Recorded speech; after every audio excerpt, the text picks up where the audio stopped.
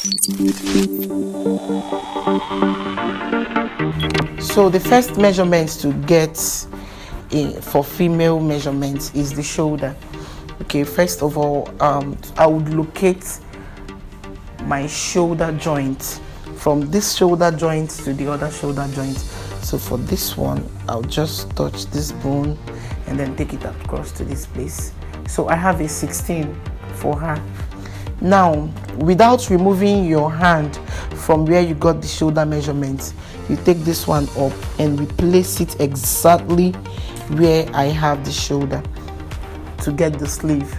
So the sleeve measurement for short sleeve could be here, or could be here, or could be here. Depends what your customer wants. So I could do this for the long sleeve. The long sleeve most of the times is always at the wrist, just ½ inch below the wrist. That's for the sleeve. Then after the sleeve measurement, I'll get my round sleeve. Here is the bicep, here is the elbow, and here is the wrist. These are the 3 important measurements for the round sleeve. So I would get this place first. So for her, I have a 12. Remember that this is tight and would not give ease to the person wearing the dress. So 12 is okay. Then I would measure the round elbow for ease. Then I would get the wrist. So I won't tighten the wrist in order to let her wear the dress.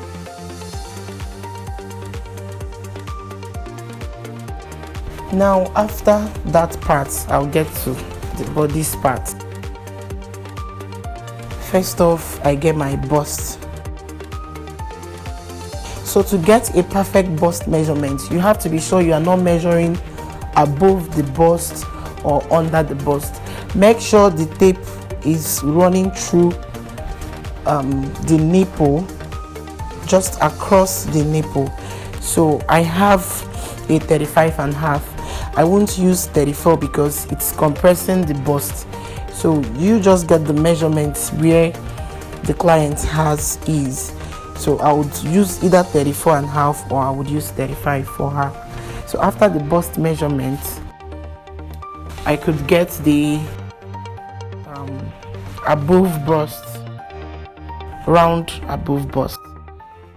This one is especially used when you want to make a tube dress. So I have a 34 here. Then I would also get the round under bust where I have a 29. So after this, I would get all vertical measurements this time around. Okay, so make sure that whenever you want to get your vertical measurements, that the tape is placed directly close to the neckline, not far into the back and not somewhere around here. Just make sure it is at the juncture between the back and the front. So I have my tape rule here and I'm going to run it to under my bust, under her bust right.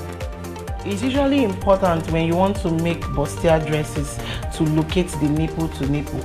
Usually some people feel very uncomfortable showing you their nipple, so most times you just have to be practical.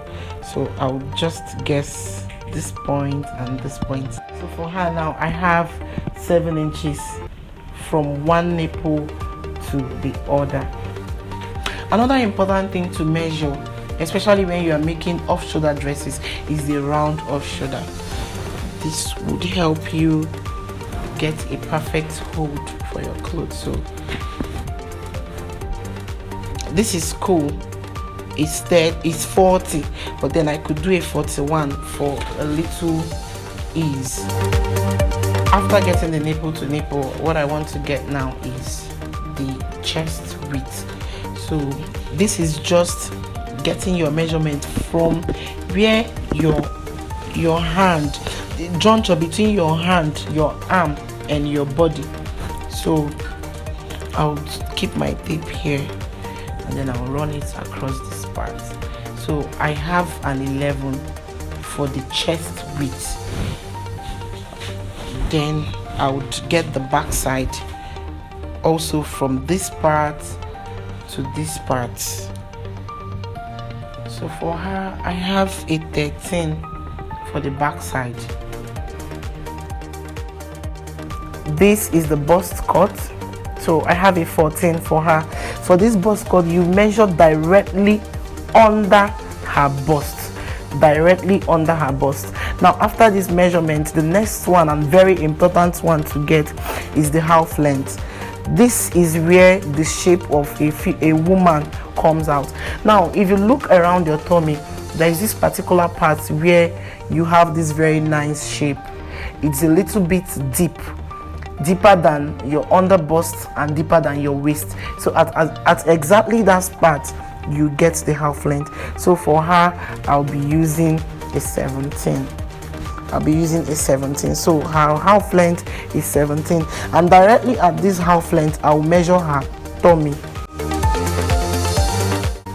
Okay, for very tight clothes you could go all the way tight, so you could run it this way.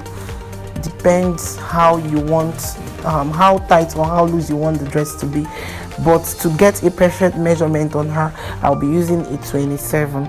I would use a 26 if I want it tighter. Okay, so after this one, the next one to go for is the top length.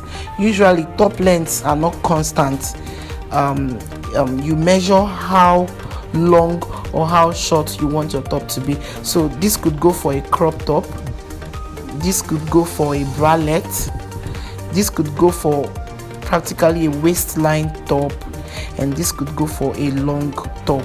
So with this, you just make your preference. So after this, I would go for the short gown length. Now the length of a gown is also not constant. A client might want 29. For some persons too, they want this length. For some persons, they want a knee length. For other persons, they might want an ankle length. So the length of a dress is dependent on what you are doing. So you just locate where you want your dress to end, and that is it. Okay, after that we'll get the hip. Make sure that whenever you want to get the hip, that you have your feet together. So please put your feet together. Putting your feet together enables your waist, your hip bulge out. So I would now take my tape round my hip. Remember that the hip measurement is not done above or below. The tape should be around where you have the biggest bulge, round your butt and round your hip. And then you could either do a one-off measurement like this. I have a 38, or you could place it here with a lower measurement and try to drag it all the way down. I still have a 38, so whichever way you want to go about the hip, you can do that. Now for skirt lengths also are not constant, because while A would want her skirt here, the other person might want her skirt here, and the other person might want her skirt lower. So indicate where you want the skirt to start from, and also go all the way down to wherever you want the length of the skirt to be. This is also used for your trousers, your pant trousers. You also locate wherever you want to wear the trouser. Usually it is at the waistline. For some other reasons, some people prefer to wear low waist. So whichever one you choose, put your tape exactly where you want the trouser, and also take it all the way down. So for ankle trousers, you get at the ankle. For long trousers, you go all the way down. For palazzo trousers that you really want to touch on the floor, you have to pretend like you are wearing a heel and measure all the way down as high as your heel will go. Now, added to the trouser, please, I'll get the lap measurement. If you look at my tape didn't go round this way. I took it up a little bit. So I have a 25 for her. 24 is too tight. 24 and a half can go, 25 can also go, depends how easy you want the trouser to be. Now you could also get your round knee if you want a fitted trouser. This is very important. So for her, I have a 16 for ease, and then right here too I could also get the circumference of the ankle of my trouser.